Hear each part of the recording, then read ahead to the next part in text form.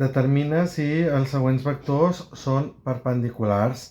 Doncs per determinar això no utilitzarem el producte escalar, sinó que utilitzarem un raonament de si són vectors horitzontals o verticals.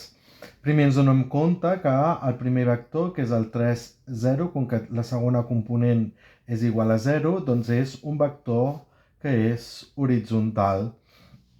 En canvi, el següent vector tenim que té components 4, 6, com que totes dos són 0, doncs tenim que no és ni vertical ni horitzontal. Per tant, no és ni horitzontal ni vertical. Doncs què és el que passa? Doncs que si tenim un vector que és horitzontal, doncs tenim que l'única direcció que és perpendicular és la direcció vertical, però aquest no és ni horitzontal ni vertical. Per tant, tenim que aquests vectors no són perpendiculars. Següents vectors. Tenim aquest vector, que és un vector que té la primera component igual a 0, per tant, si té la primera component igual a 0, tenim que és un vector que és vertical. En canvi, aquest vector d'aquí, que és el menys 5, 0, com que té la segona component igual a 0, tenim que és un vector horitzontal, que apunta cap a l'esquerra. Com que aquest és vertical i aquest és horitzontal, sí que tenim que són perpendiculars.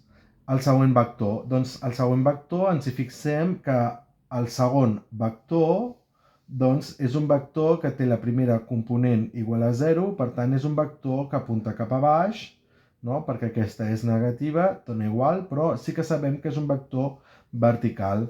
En canvi, aquest vector, cap de les components és igual a 0, per tant tenim que no és ni horitzontal ni vertical.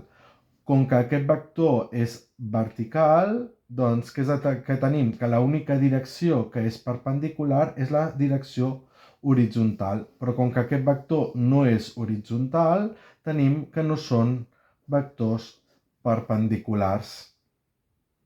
Molt bé. Troba un vector perpendicular en aquests vectors d'aquí.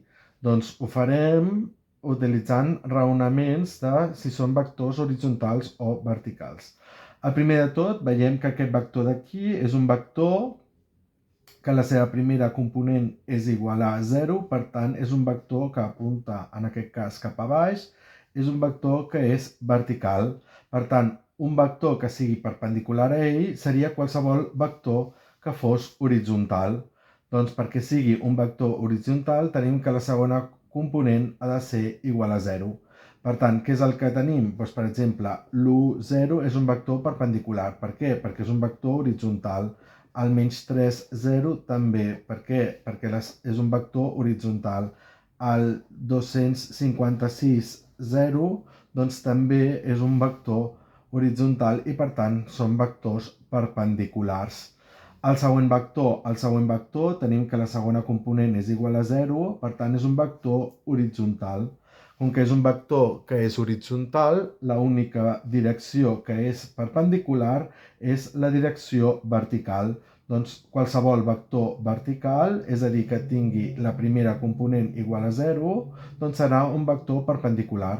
Per exemple, seria el vector 0,1. El vector 0,1 és un vector perpendicular a l'horitzontal perquè és vertical. Un altre doncs, seria, per exemple, el 0,25. Seria un altre vector vertical. Un altre, el menys 8, 0. Perdó, el 0 menys 8, que és un vector que apunta cap a baix, no? I també seria un vector perpendicular en aquest d'aquí, perquè aquest és vertical i aquest és horitzontal.